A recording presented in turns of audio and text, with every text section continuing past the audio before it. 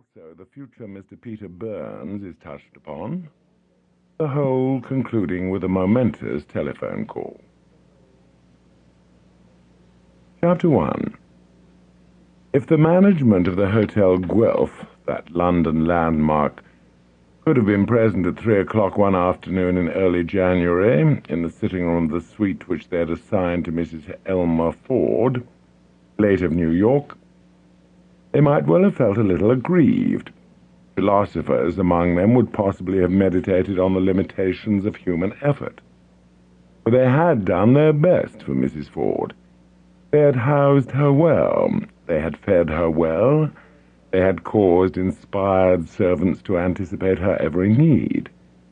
Yet here she was, in the midst of all these aids to a contented mind, exhibiting a restlessness and impatience of her surroundings that would have been noticeable in a caged tigress or a prisoner of the Bastille. She paced the room. She sat down, picked up a novel, dropped it, and, rising, resumed her patrol. The clock striking, she compared it with her watch, which she had consulted 2 minutes before. She opened the locket that hung by a gold chain from her neck, looked at its contents, and sighed. Finally, going quickly into the bedroom, she took from a suitcase a framed oil painting, and returning with it to the sitting room, placed it on a chair, and stepped back, gazing at it hungrily. Her large brown eyes, normally hard and imperious, were strangely softened. Her mouth quivered. "Ogden," she whispered. The picture which had inspired this exhibition of feeling would probably not have affected the casual spectator to quite the same degree. He would have seen merely a very faulty and amateurish portrait of a singularly repellent little boy of about 11, who stared out from the canvas with an expression half stolid, half querulous, a bulgy, overfed little boy.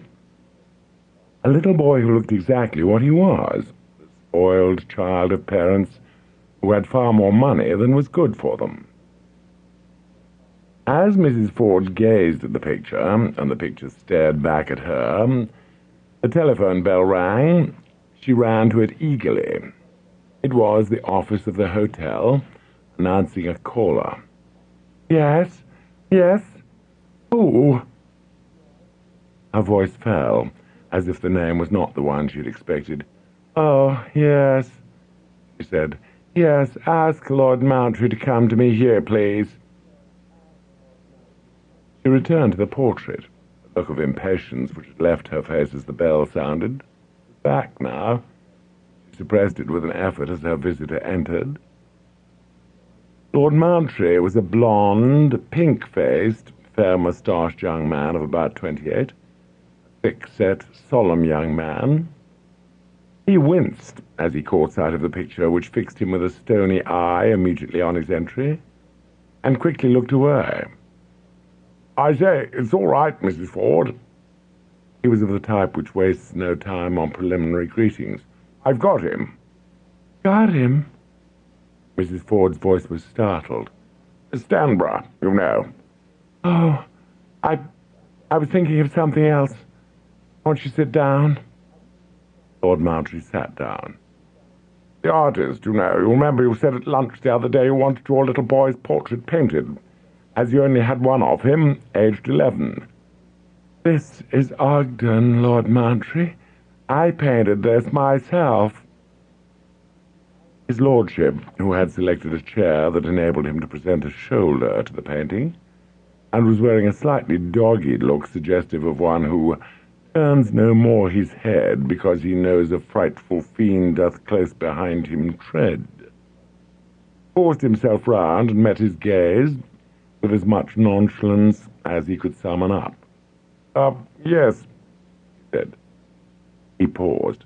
"A fine, manly little fellow. What?" he continued. "Yes, isn't he?" His lordship stealthily resumed his former position. "I recommended this fellow Stanborough, if you remember. He's a great pal of mine, and I'd like to give him a leg up if I could. They tell me he's a topping artist. Don't know much